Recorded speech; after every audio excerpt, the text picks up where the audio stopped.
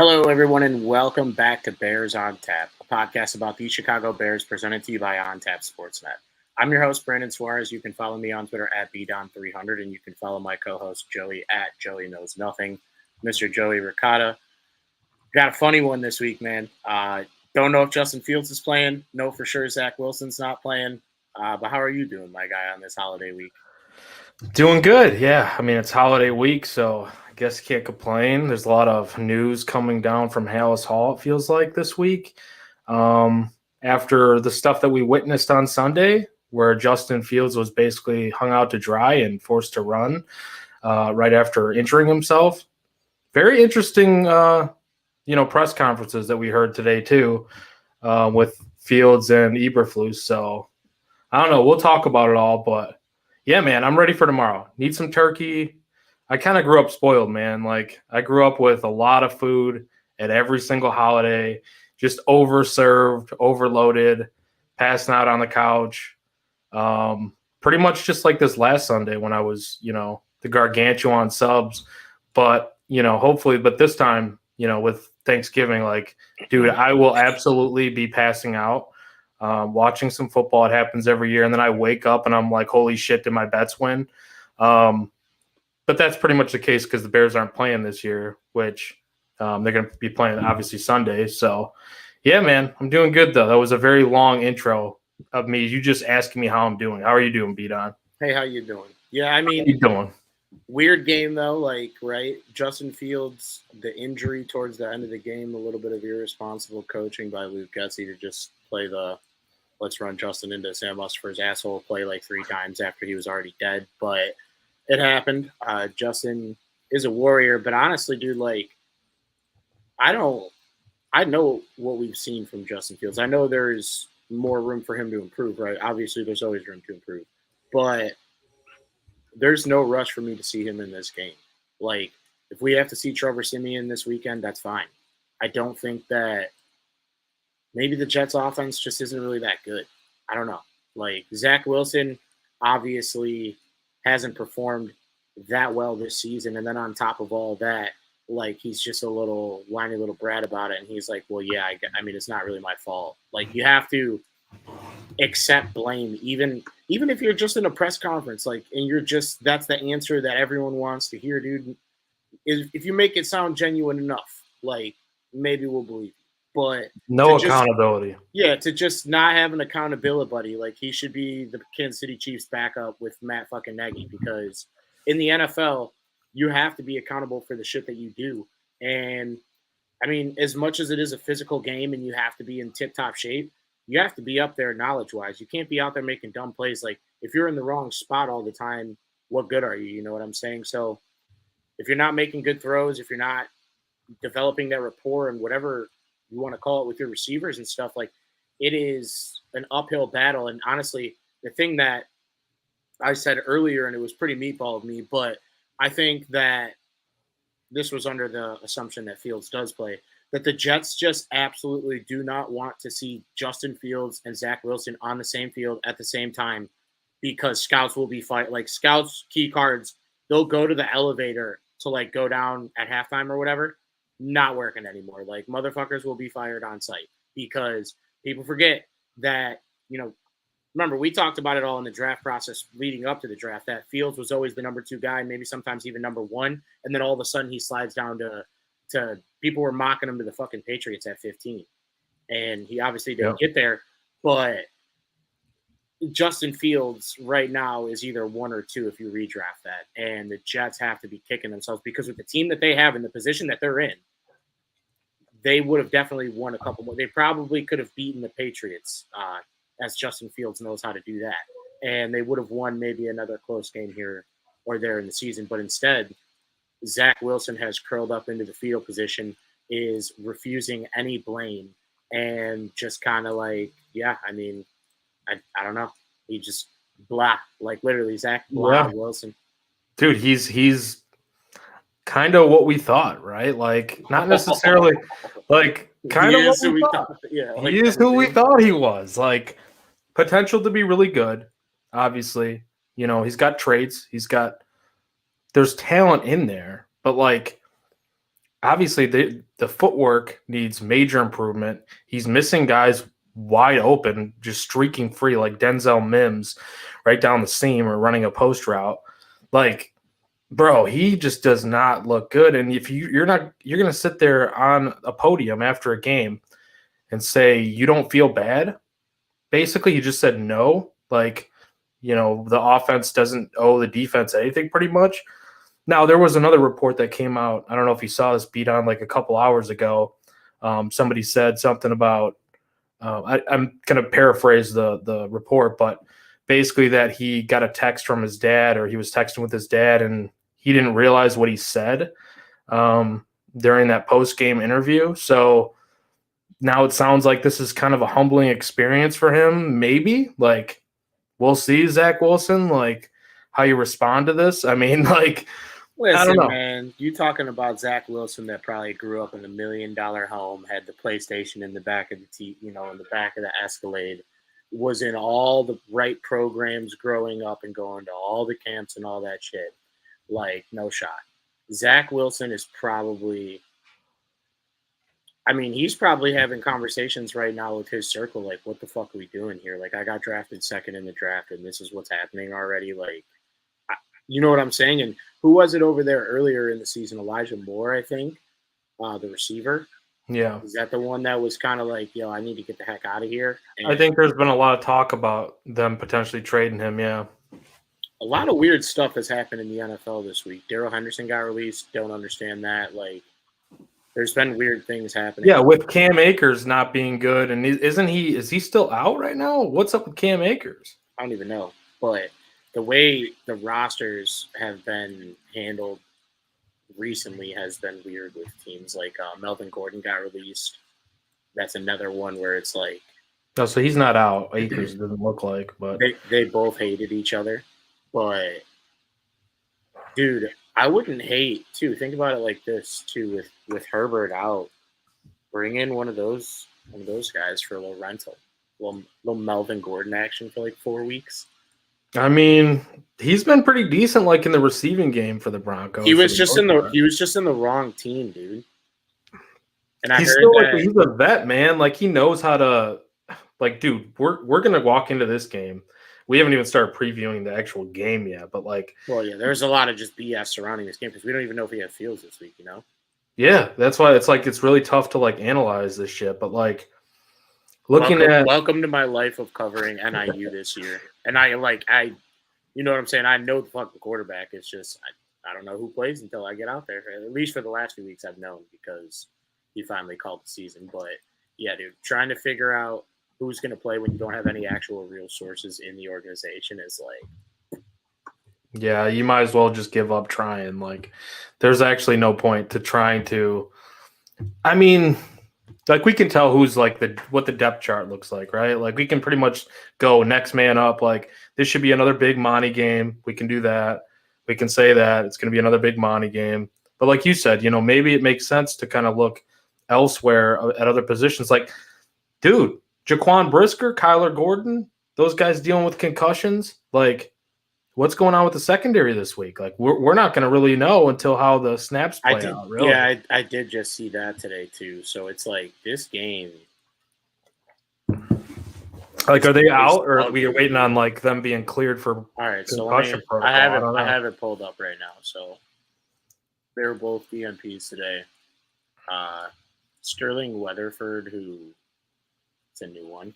Never heard of him. This guy's. Oh, he actually laid somebody out in like a special teams hit.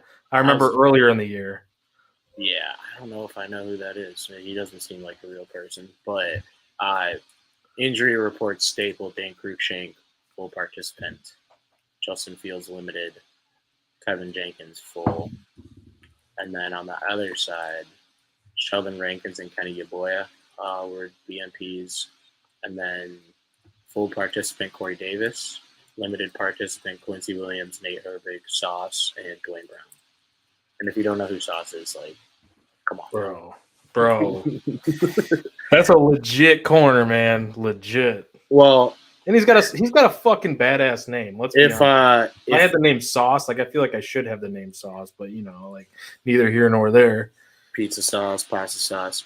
If TDT plays, if Touchdown Trevor plays, if there was a way to hammer like a sauce anytime interception, probably a safe bet. Probably a safe emotional hedge because it's just gonna happen. Like, Can we find an anytime touchdown too? if you're that sick, I mean, I'm sure on like PointsBet you could probably request it, but yeah, I think. Wow, I just realized my mic was literally 45 miles away from me. Sorry if I'm not loud enough, but we could probably deal with one episode of not extremely screaming Bdon. But No, we want screaming Bdon. Like, I don't know, are you just like too chilled out because like Thanksgiving is tomorrow and you're just like, it's my I'm about favorite to holiday. fucking cram my face and I don't give a fuck right now? Like, you're already tired? It's my favorite holiday by far. Like, it's incredible. It's food, football, family, the three F's, dude. I feel like Russell Wilson. But yeah, I saw like maybe it was a troll tweet that Melvin Gordon that may have played a little bit of future in the locker room after a game. Yeah, I don't know. Yeah, well, I mean, I believe it. Fuck it. I believe it. Oh, that shit had me cracking up. But yeah, on our front, man, a lot of guys that are not looking like they're gonna play because, dude, I would have played future on the airplane if I saw Russell Wilson doing what he was doing on the airplane. But like, right, go ahead. For our side of things, injury wise, right? Kyler Gordon and Brisker being out, pretty substantial. Jaquan Brisker's probably plenty. I'm not saying he is a top 5 safety in the NFL by no means, but individual season in current like playing form, maybe having like a top 5, top 10 safety season this year. That's not too far fetched to say the way he's been playing. And you also throw into the fact that he's a rookie. Like, it is what it is. I know it's probably gonna be a little biased, but it's coming from me. But I still think that we've seen everything that we've needed to see from him. Kyler Gordon's not on that same level, but at the end of the day, like, Zach Wilson is a bum. I like that. We still need that same energy from Kyler Gordon that we're getting from Jaquan Brisker. And I don't know. I just feel that if we don't have those two guys, I usually am worried about our secondary just based off of it having rookies in it. But and then two, it's like Jalen Johnson can only be perfect for so long before he gets beat. But it's going to come down to the Jimmies and Joes, dude. Like, the fuck are we going to try it out there? Bro, they have playmakers, like legit playmakers. They just don't have anyone to get the ball to them. Like, between, Mims, maybe not being as good as people thought when he came out. Like, I remember he was like a really late riser in that draft. Like, nobody really thought that he was going to be, I think it was like the Senior Bowl that really like set him went up. To Baylor, right? Mims? No. Where did he go to school? We'll have to look that up because I feel like it was a smaller school than that, but I could be wrong. Is that Denzel Mims? Yeah, Denzel Mims. Let's see. Was it Baylor? I'm pulling it up right now. Yeah, it was Baylor. You're right. Yeah.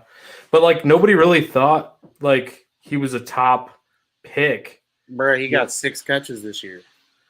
Yeah, I mean, like they can't get him the ball and they can't get Elijah Moore the ball. They can't get. Corey Davis has been, I think, hurt a lot, but Garrett Wilson's a beast, dude. Like Garrett Wilson obviously Fields' his old teammate at OSU. He's been getting open. Like he looks pretty damn good. Let me find out. Braxton Berrios leads the team in receptions. that was that one magical slot game that he had. Remember that? Nah. He's only got 12 on the year. But dude, yeah, like just putrid numbers. Like they don't have. If you look at all their receivers right now, even though you could probably say like Wilson's probably the one, nobody sticks out. Like, but bro, watch this be the game where Mike White comes in there, and it's just check down city. He's finding slinging it around the yard without Kyler Gordon and Jaquan Brisker. Fucking Mike White's such a like. I just started Madden and I just got tired and didn't want to put like my name in, and that's the name that you start with when you create a player. Like. No, he's the guy that you put at quarterback when you are simulating a season and you want the top overall pick. That's the guy that you put at quarterback. See, I'm a lunch pail guy, man. I'll only sim the season when the season's already like if I'm cooked. Like if I'm I'm never cooked. I have to just simulate it then. Yeah, I don't know. I need that new NCAA game too, bro. They're playing with my emotions, making us. Yeah, I know. Why are they making us wait on that shit? What the fuck's going on, man? And get your shit together, EA Sports. They've been making the Maddens worse, and then not only that, but they have the NCAA game that has supposed to have been come out. What was it supposed to come out like earlier this year, right? It was supposed to come out this year, then next year, now 2024. So that's bullshit. Yeah, Mike White too, man. Like Mike White. Let's see, how many games did he play last year? He had 4 or 5, right? 4 games last year, 5 touchdowns, 8 interceptions. Dude, he had 4. But listen, you got one game against Buffalo. You gotta basically start his interception number at like +1.5 because he plays for the Jets. Like he had 8 interceptions, but I'm sure 1 or 2 of those were just some Jets bullshit. Like, you're only sticking up for him because you bet on him for the Bengals game. That's the only reason why you're sticking up for him right now. Because he was a dog in that game. Probably no one was expecting. You started talking about Mike White before the show, and I'm like, yeah, he's a dog. You're like, I'm big bright in this shit. I'm taking the money line. He's beating the Bengals. What did it do to the line? Because I think we were like 4.5 before the game. Or before like any of this news came out, like Fields or White or any of that. The line, yeah, it was. I think it was 4.5. Actually, I think when lines came out, I could be 100% wrong about this, but I feel like it was 3.5. Dude, it's 6. It's 6 now. Yeah, the Mike White effect. I'm sorry, but like Mike White aside, I know this defense is really good. Like we'll talk about the defense here in a second, but like.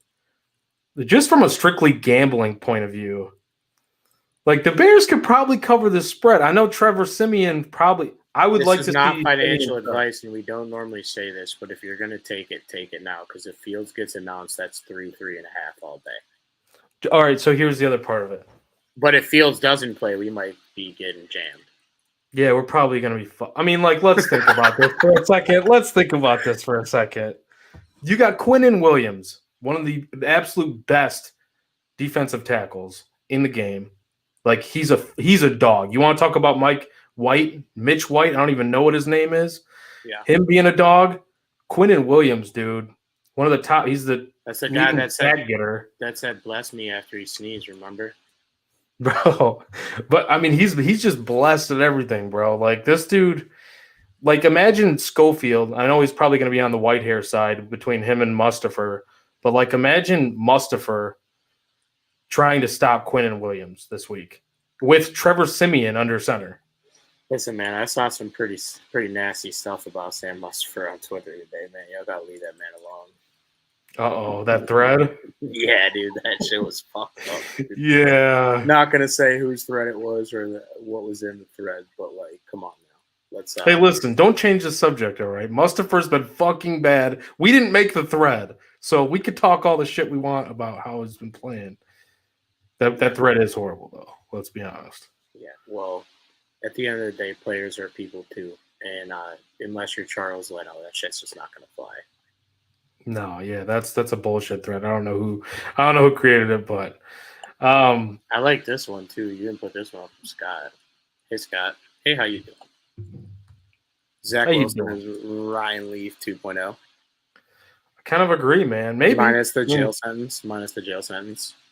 Yeah, minus all that shit. No, we'll have to see. Like, I don't know, dude. Like, how this game is gonna play out because there's so much unknown. Where is he even gonna be active, or is it gonna be Joe Flacco as the backup for Mike White? Like, and then him just not even active because I feel like they're really trying to teach him a lesson here. Dude, I was hoping it was Joe Flacco. As someone who was like still at a very impressionable age when Joe Flacco was elite, yeah, I said it. Because they still had like that defense, bro. They still had like Ray Lewis, Ed Reed, and maybe they were on the downside of their career, but Flacco has always just been a guy that like it never makes sense how you'll look at his stats at the end of the game and you're like 309 yards, 2 touchdowns. Where the fuck did this come from? He's just a slinger, dude. He's just a gamer, and at this point in his career, he understands that he's on borrowed time. So I think, like, as crazy as this sounds, it's kind of like that Ryan Fitzpatrick effect where it's just like, fuck it, someone's down there, ball, right? That's what Taylor Heineke's doing right now with Terry McLaurin. They're making sure. Listen, I love a quarterback that's like, look, I am already on borrowed time. I got nothing to lose. I'm gonna let it all ride. It's kind of like a Brett Favre-ish approach. I know it's the Bears on tap, but that's like the style of play where it's just like gunslinger, aggressive, like gonna take those shots. I don't know if they bring Flacco in against the Bears defense that we don't, see him look like Baltimore Ravens Joe Flacco because our defense is awful. So I don't think it really takes much. Like Mike White could probably carve us if he really tried. There's a couple games in that game log last year that he definitely had 300 yards. Yeah, and maybe just especially the 400-yard game. Maybe just I know he had one crazy game in there because everyone was sucking him dry on social media after. I forgot which one exactly it was. What was this? What's that guy's handle that was doing that? Was it at Bdon 300? Was that the guy sucking him dry? No. No. Well, anyways, I just thought I'd ask. No, man, like this game is crazy. Like I want the Bears to sit Fields. I don't know if you saw the press conference is today with Flus and Fields talking to the media.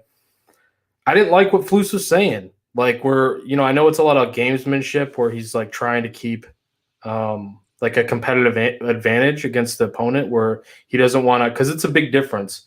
The offensive system, the style that you're going to play with Fields. A lot of our yards and drives that we've scored points on this year have been a direct result of Justin Fields being the fastest player on the field. And with Trevor Siemian, that is immediately eliminated. It's not even similar at all. Like he's going to be the pocket guy and he's going to sit back there. The offense is basically going to become what it was the first 3 weeks of the season, 4 weeks of the season. Like just sit back there, try to throw it. People aren't going to catch it.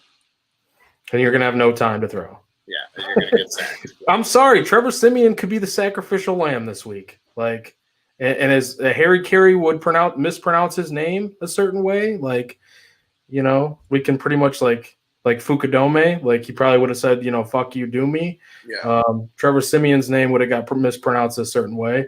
Not going to say that here on the podcast, but he might be a sacrificial lamb this week. Let's just say that. Like well, dude, even at this point in the season where it's like, if there's any glimmer of doubt that Fields can play, we have nothing to fucking play for. Nothing. Get 3-8. 3-8. We have the number 3 pick right now. That's great. Dude, at this point, tear it all down. Give us the number 1 pick, and we'll trade right back out. We don't need the number 1 pick because we don't need a quarterback. I would try to trade back twice. You give me the number 1 overall pick, trade back to the 3rd spot, trade back to the 7th spot. 8. Yeah. Let's fucking go. Let's get creative. You know how we do. You know how we always do those like mocks in the offseason where we're just trading back 500 times to see how many picks we can stockpile. This team needs a creative, type of thing here with the draft where we're like trading back 500 times like it's Madden or like it's a mock, like PFF mock draft. I don't know, man. Have you seen how James Robinson's been doing since he got up there?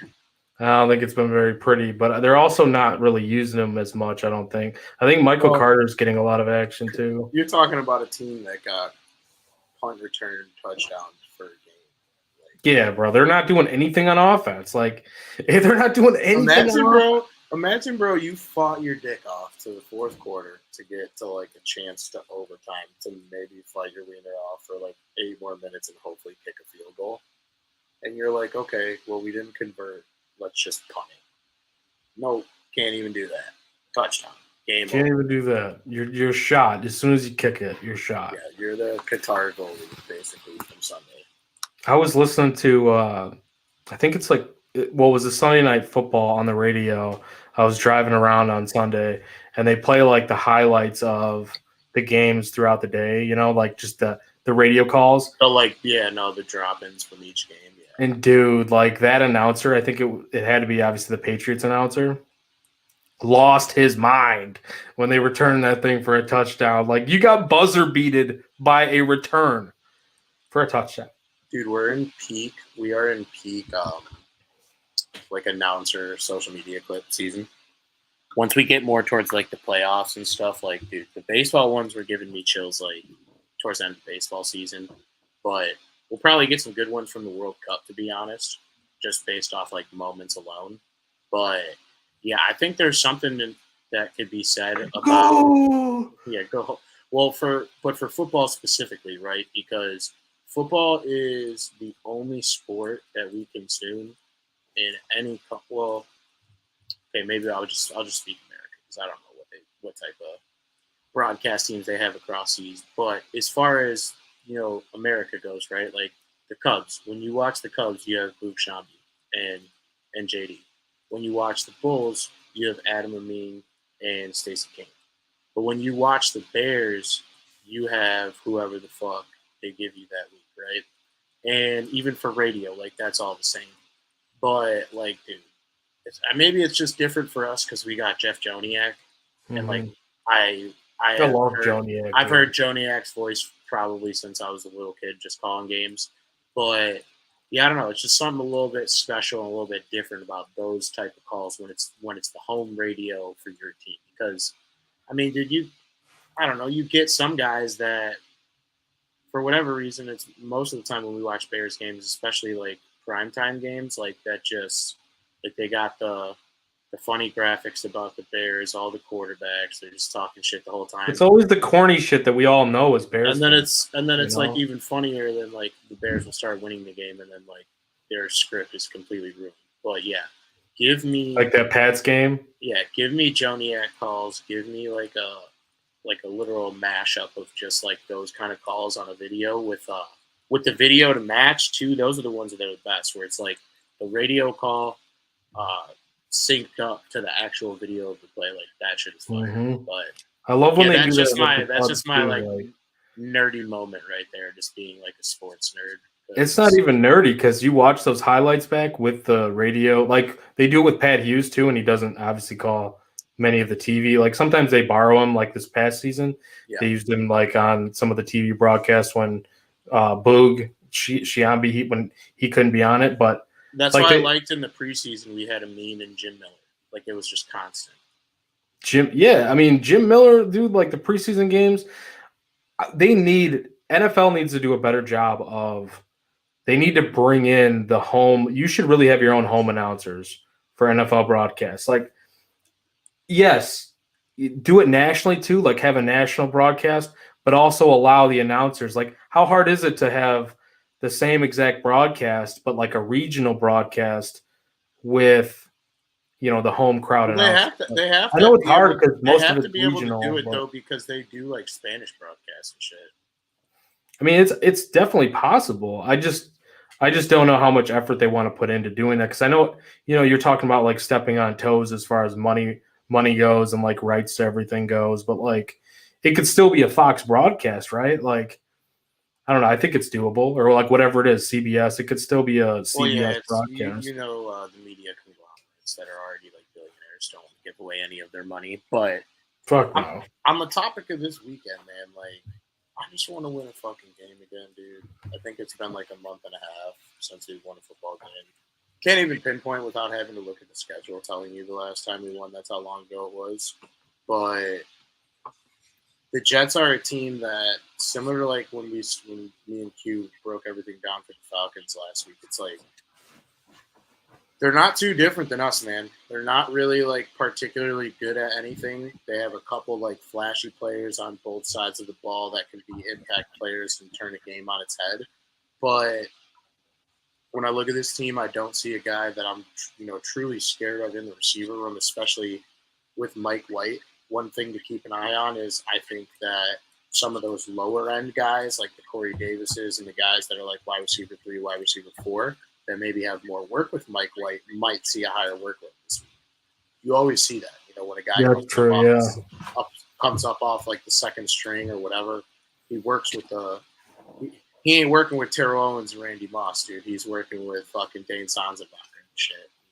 You know what I'm saying? So yeah, you got your Des White in there. Well, Des White was actually kind of a starter for a while, so that was actually a pretty bad reference, but who am I even thinking of at this point? Yeah, Dane Sanzenbacher, backup wide receivers. Who was the one that we had forever? Tanner Gentry. Remember him, man? Tanner Gentry, yeah. He was. I feel like he was like a preseason legend. The Bears are always known for the preseason legends, brother. Preseason legend. Wasn't there not Golden St. Brown or something? Not St. Brown. I'm thinking of Equanimous for some reason, St. Brown, but there was like a Golden, like last name Golden or something. We'll have to look that up, but yeah, man, I don't know. I think this, like you said, the weapons don't really scare me all that much, other than Garrett Wilson. I think is very talented. Just needs somebody to throw him the ball, but like with the secondary, like that's where it could be scary. Like I don't know. I know you're a big fan of probably the Baldy breakdowns. Like I was watching a Baldy breakdown on the Jets too for defense, what they do defensively, and they pretty much like ever since Quinnen Williams like blew up on the sideline at a coach, they've basically been like dropping 7 into coverage and just not even blitzing like at all and just sticking with their front 4. And that's how they've been just like murdering people. But like if you look at even like the PFF grades, they are the most like polar opposite team you could even think of. Well, obviously they're crushing it with the front 4 with Quinnen Williams and like some of these other guys, Bryce Huff, Franklin Myers on the edge. And then you got great cornerbacks, Sauce Gardner and DJ Reed Jr. But like the PFF grades, dude, we only use PFF when it's like we have like selective PFF grade hearing, I feel like. So we only use it when we really want to and we feel it like it's an advantage. It's a benefit, yeah. Yeah. If it goes against our narrative, fuck them. But yeah, fuck them. But right now it's like it fits the narrative, so I'm going to use it. The Jets are 15th overall for just overall grade, 32nd on offense, first on defense. It's like they're polar opposite, man. They're polar opposite. Well, yeah, we're definitely out of the basement of the NFL with the offensive outputs that we've seen recently. But crack them. Yeah. Yeah, you heard that. Crack them. Yeah. I'm just hammering a Gatorade, getting my body ready. It's the night before Thanksgiving, dude. I'm fucking drinking now. I'm going to eat tomorrow. I'm going to drink tomorrow. Oh, no, dude. I'm not leaving any beers on the table tomorrow. Trust me. Just trust me. I don't know how many I can actually slam if I'm eating it so much. Beach blonde right there? Is that what that is? No, this is a Yingling. Well, it's a golden Pilsner. Oh, yeah. You're I don't know if you can see that. You're such a Pennsylvania. You're a fucking Yinzer, dude. Bro, it's so good. It's so good. It's so good. Let me tell you. The Yingling, you see the sign? Yeah, come on. The Yingling twins. Ying. You might have to do a beer review on that, and maybe I'll try it. But oh, yeah. Yeah, I think you have to try it to actually do a beer review, unless you're just saying you're going to rely on my beer review. No, I'll try it. But I do think that this game this week is going to be one of the ugly ones. Also, keep in mind, playing this game at MetLife, so someone will probably get hurt this weekend because that is literally the worst field in the NFL, and it snatches someone's ankle or whatever, and literally every week.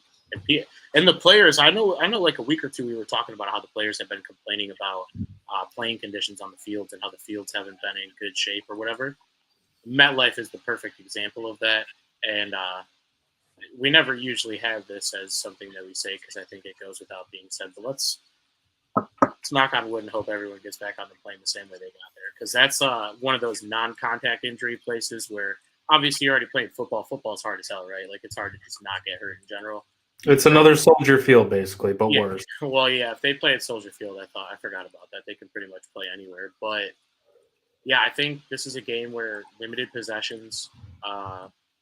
It's going to be a shortened game. I know, like, the over-under is, like, 38 or something. I think it's going to be a game where – Did it go down that low? Wow. Yeah, it's going to be a game with extremely funny offensive possessions. Okay, maybe I'm wrong. It might not be 38. But it's going to be – I know it's lower, though. It's going to be some gross football, dude.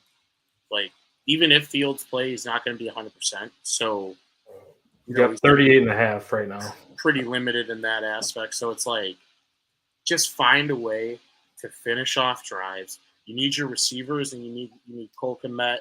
And if it's Ebner that gets the touches or whoever it may be out of the backfield that's coming out on the field when Montgomery comes out, because he can't get all the carries. Like, he could if we wanted him to, but for whatever reason, they just simply refuse.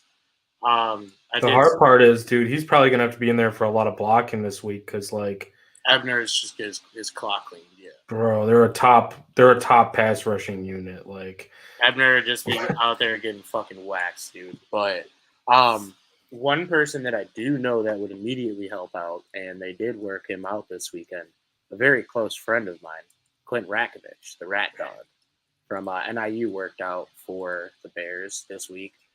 No word on if he was able to sign a contract. I know he works out with the Texans later this week, but even if it's a stopgap, even if it's let's put him on the roster for this 4 weeks and then let's throw him on the practice squad after. Obviously, no bias aside, because like I said, he's my guy, friend of the program, and just friend in general. Perfect fucking back for this spot right now, dude. And yeah, he can carry the rock, he can get the ugly yards, but most importantly, he's going to block. And one thing that we always talk about too, uh, we were talking about it a little bit with Joe Flacco, right? Is a guy on a rookie contract, especially a contract like that, emptying the clip every day and twice on Sundays. You know what I'm saying? It's Because all effort, dude. All effort. so I know that's a lot of bias speaking, but realistically, it does make sense at this point of the season, maybe to bring him in as a blocking back or something like that. And if you give him 3, 4, 5 carries a game, I still expect him to get 3, 4 yards a pop because that's just all I know from him. But yeah, even like we talked about a little bit earlier, dude, like Melvin What was Gordon, what was Melvin the Gordon, story or with Rakovich though? Did he get hurt like while? he tore his ACL working out for the Packers. That's right. Okay, I knew it Yeah. was like a serious injury. He's back already though. He's not a human being, bro. He's literally impressive. yeah, he's literally like he's a beast. I don't know. It's hard to explain it, obviously. Uh, with my NIU bias, like people are probably just like, all right, pipe down. But if not him, don't hate Darrell Henderson. Wanted Darrell Henderson to be a Bear when we went through that draft and we eventually took Monty, which actually worked out. But how funny would it be if 3 years later we could have them both? And That would be honestly, kind of crazy. if I'm not you gonna lie though. I wanted Montgomery, but if you made me pick between Henderson and Gordon, dude, I'm taking probably Henderson, to be honest. Well, I'm probably taking Clint, but I mean, you can't pass that up. yeah, he's younger. I don't know what else to say. He I might mean, actually he could might have some actually be actual upside there, he might actually be older than Darrell Henderson, but yeah, dude, find a way to win a football game, please, because even though I said earlier, like, let's tank for my sanity, dude. It's like we get up every Sunday and we're like, okay, is this the day that Chase Claypool gets more than 2 targets? Is this the day that Justin Fields throws for 250 yards? Is this the day that we get that game-winning drive that we want to see from Justin Fields? And while a lot of other smaller and less important and pressing questions are being answered with this season, what we're seeing with Justin Fields and Mooney and Montgomery and Herbert and Brisker and all these guys, but I think we're still missing out on some of the big picture things. And I know Quentin's talked about us being competitive as early as next year. But the thing that worries me the most about this team is that it's like whether it's the draft or we build through free agency, right? Those teams never mesh well right away.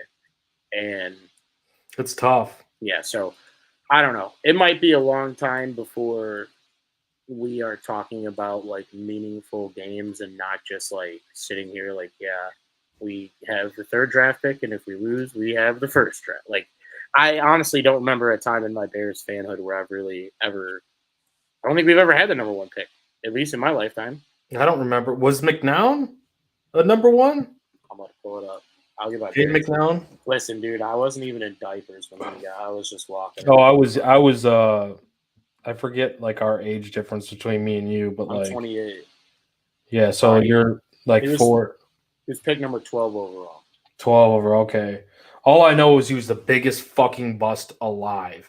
And if anyone, I know this is like Homer shit. We talk about Cade McNown, but like if you talk about him compared to a guy like Trubisky, I don't even want to hear about Trubisky being a bust or anything because Cade McNown was god awful. And if you don't remember those days, you don't deserve to talk about anything when it comes to Mitch Trubisky, or at least just go have like a little lesson. Go watch some film on Cade McNown. Just YouTube highlights out there. There's tape. There's VHSs out there. Go watch some Cade McNown tape. You'll have a lot of fun breaking that down. The weirdest stat that you'll hear maybe in your entire Bears fanhood. So they have only drafted first twice overall, 1941 and 1947. Like, so think about unprecedented but territory. listen, think about all the years that we have just been a shitbag team, right? But not shitbag enough. Yeah, not bad enough to fucking turn it all around. We've just been mired in mediocrity for so many years that we're just used to it at this point. And yeah, I think that's what gives me no hope that we're actually going to get the first or second pick, though. Like, it's shit like that, stats like that. But we are going to have between 5th and 7th. Luckily, there's no lotto ball involved. Luckily, it's just be bad at football and don't trade your picks away. But there's no Chicago Bulls like Derrick Rose luck getting in there if you start winning some games and then just get the number 1 overall pick. Like, no luck involved. But when you look at this game on offense and defense, from the limited players that we know for a fact are playing, who do you think is most important in this game? Wow. Yeah, I guess that's a really good question because we don't know who the hell is playing for the most part. Couple usual suspects are definitely probably not playing this weekend. So. It sounds like Tevin has a chance to come back though, right? Well, I never pick him, so Tevin Jenkins. I'm gonna pick him. If you're not gonna pick him, this is the week Tevin Jenkins. I mean, he's just had a really good season, but if he plays, it's a big upgrade over Michael Schofield. Hopefully, that means that the offensive line will at least know their assignments for the most part and pick up their assignments on like these twist stunts that the Jets like to do. And I mean, dude, the Falcons have one of the worst pass rushes in the league, and they were able to get home and get to Fields regularly without even being touched half the time. So the Jets are a big upgrade over that. They're a top 10 unit, top 5 unit, I believe, in pass rush, but top 10 unit overall as far as like DVOA goes against the run, against the pass, like just a very sound unit. So you better be able to know your assignments in the pass blocking game, and just don't be fucking Sam Mustipher running out into like the abyss. Like, it just pick somebody up. You see somebody that it looks like it could be your assignment, hit them, don't avoid it, and go to the next guy. Like, please. Just get a body on a body. Pause. Body on a body, yeah. No need to pause. Pause yourself and hit that body. Listen, man, people started clipping me, man. I had to throw the pause in there. There's that one guy who quit my Velus Jones shit, so. Fuck him. Fuck him if they can't take a joke. But, dude. All right, what about defense? Who you got on defense? Yeah, so I guess Tevin was my pick. Yeah. Defense, man. That's actually tough, too, because we don't know if Brisker or Gordon's going to be out there. Gordon. Most likely not. So I'm going to go ahead and go with no Sterling Weatherford. Yeah, no Sterling Weather. I don't think he's getting meaningful snaps on the defensive unit, but you never know. We got 3 dudes out right now with a concussion. Yeah, it's pretty sad. And then Lucas Patrick got put on the IR too.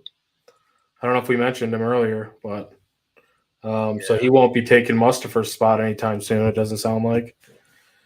So, but defense, I think a big play needs to be made by Eddie Jackson. If they have any chance at all to win this game, he's going to have to pick off Mike White, Mitch White, made-up name White, quarterback, whatever number his Northwestern guy. Grand Theft Auto character. Yeah, actually, Trevor Simeon's the Northwestern guy. Whatever. Mike White is getting picked off by Eddie Jackson. That's my defensive player of the game. Yeah, also, too, I know I didn't mention this earlier in the show, but I saw Roquan smile again. Roquan smiled again? Did you see him smile again? No way. Dude, I didn't even know that was possible. Yeah, the caption on the picture said Edgar Allan Rowe. So...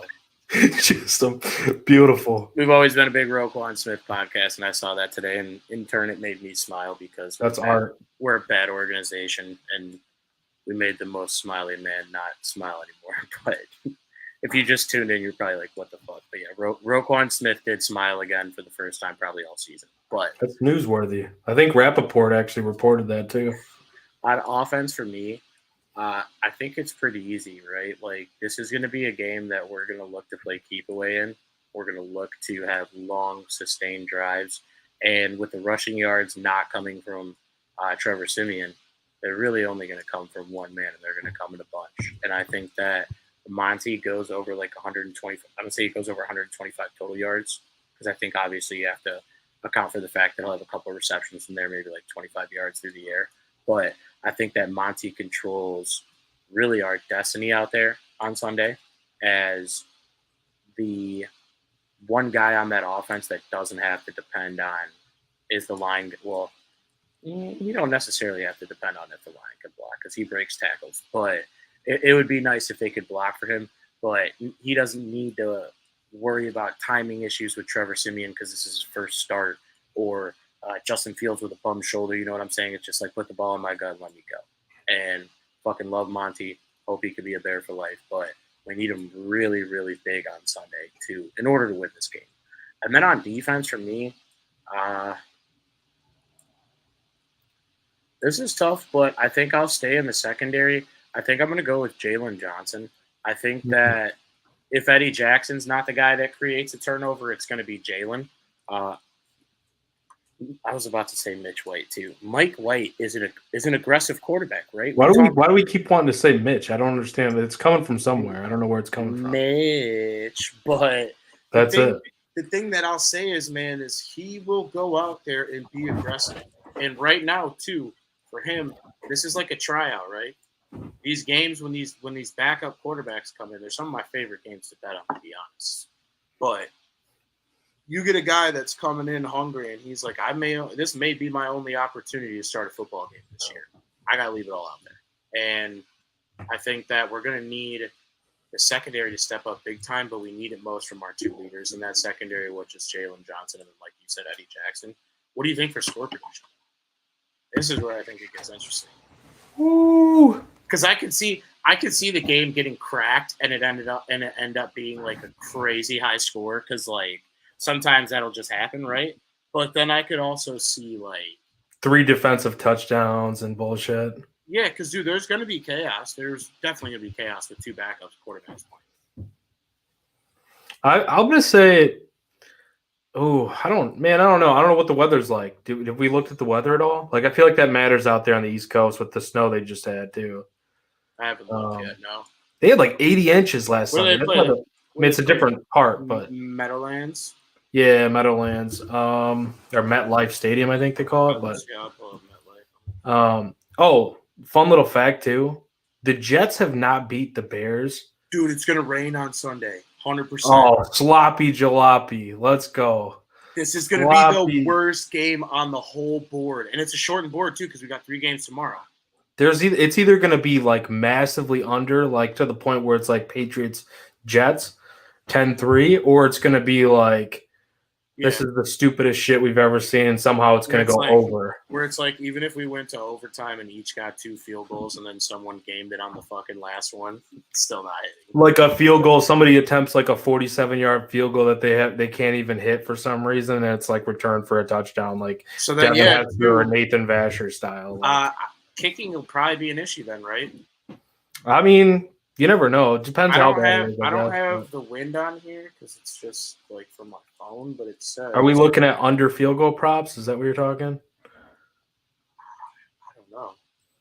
But it says 100% rain, 54 degrees. So just like you said, a sloppy jalopy game. Like this, it's gonna be disgusting. I feel like if the wind, so I don't know, everybody like the real data scientists, not me, not you, looking at this stuff, like the data scientists will tell you, or like, the real weather reporters, they'll tell you like between 15 and 20 miles per hour of winds is like when it starts to impact throwing the ball downfield. So even in the rain, a lot of times, like people will look at like rain and snow and be like, oh, it's terrible to throw the ball, but like it might not actually be that bad.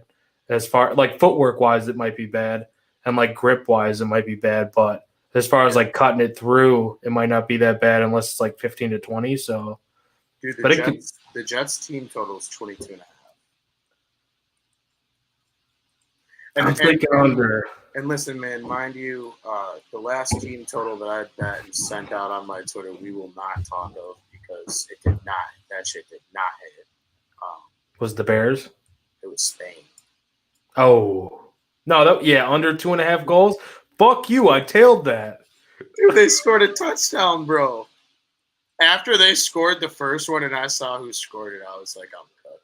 But yeah, dude, 6. If it stays at 6, I still like 6 on Sunday. We'll maybe sprinkle the money line. Also, check all your books. They're all giving out a bunch of free shit this week.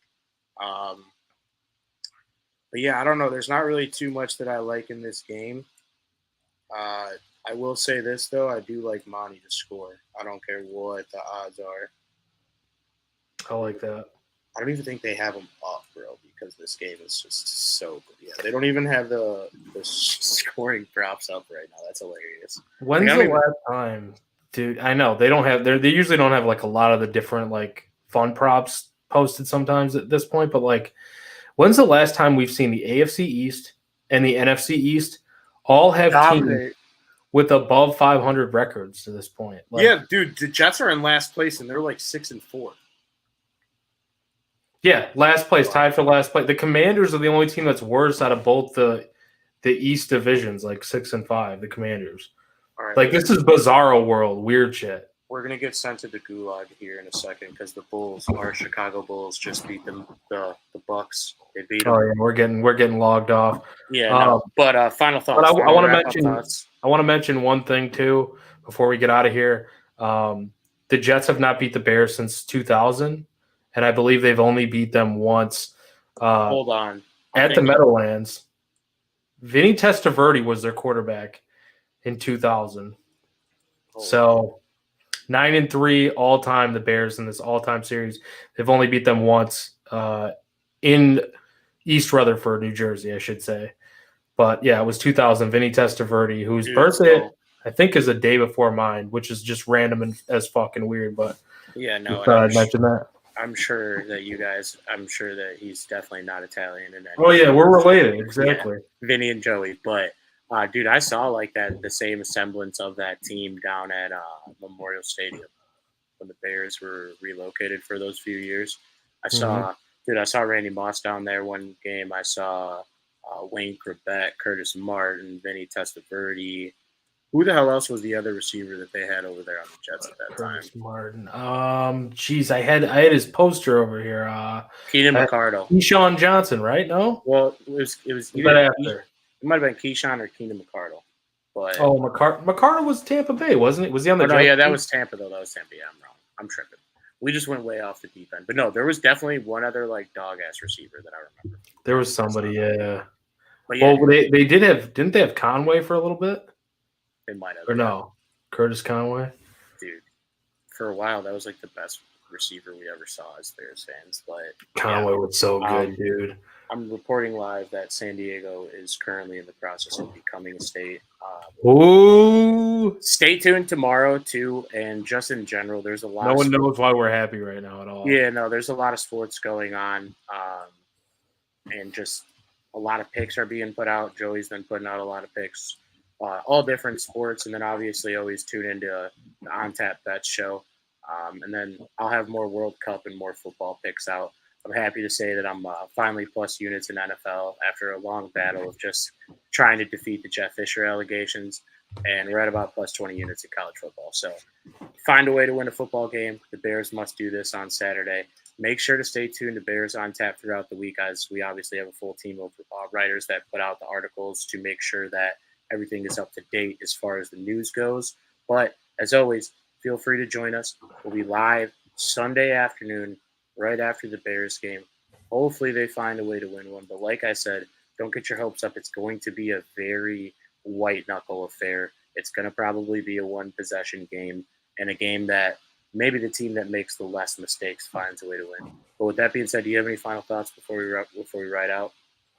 Protect your investment. If he's not ready to play, you have to tell him he's not playing. I know he's going to try to play. Justin Fields is a warrior. He wants to play every game. We've seen it. You need to protect your investment. He's a Ferrari. He's a Lamborghini. It's not time for him to be a pickup truck. Don't treat him like your daily beater vehicle. It's not time for him. That thing got a Hemi in it. It might be time for that thing to get a Hemi in it when it's playoff time. This team's ready to compete. It's not that time right now, so you need to treat it like you only drive it when it's nice weather. It's like the '67 Chevy. It's like the Ferrari, the Murcielago. Like only nice weather. Justin Fields. It's not nice weather right now, and it's really might not be nice weather. It's not nice weather, and his shoulders hanging on by a thread. Please don't let this man play on Sunday. Behind this line with that defense. Yeah, the final thoughts, man. Do not fucking play Fields this weekend. I don't care. It's not worth it. It's a good way to wrap it up. With that being said, like I said, we'll be back to you guys on Sunday, right after the final whistle. Again, this was Bears on Tap, presented to you by On Tap Sportsnet. I'm your host, Brandon Suarez. You can follow me on Twitter at Bdon300, and you can follow Joey at Joey Knows Nothing. Don't forget to throw our main account a follow at Bears on Tap. We'll be back to you guys on Sunday. Let's find a way to end this losing streak and bear down. Bear down.